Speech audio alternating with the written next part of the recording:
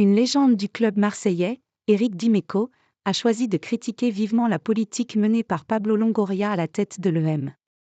Le dirigeant espagnol ne respecte pas les fondements de la construction d'une équipe et en subit désormais les conséquences.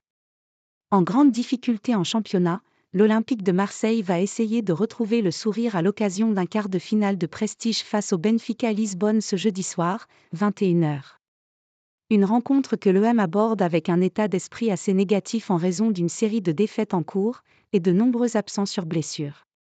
Il est pourtant l'heure de sauver les meubles pour Éric Dimeco, qui prend la parole dans le Figaro ce jeudi pour dire tout le mal qu'il pense de la politique menée par Pablo Longoria. Pas d'union sacrée donc, l'ancien défenseur champion d'Europe en 1993, et qui était aux premières loges pour la fameuse main de Vata en 1990, estime que le président de l'EM a fait beaucoup d'erreurs sur le plan du marché des transferts, sur la gestion des entraîneurs, mais surtout qu'il n'a pas respecté les légendes du club invité à partir par la petite porte. Tu ne respectes pas ton histoire, tu le paies. Et ça, Éric Dimeco ne semble pas du tout le digérer. Le bilan va être terrible pour lui. Déjà, un coach par an. Le recrutement n'est pas cohérent, il y a plus de personnalité dans le club. Tu n'as plus de Mandanda, de Payet, d'Alexis, Sanchez, de Guendouzi. On a passé l'année à pleurer les joueurs de caractère. Autant de changements en 4 ans. Il n'y a pas de travail dans la continuité. Ce qui arrive était presque inéluctable.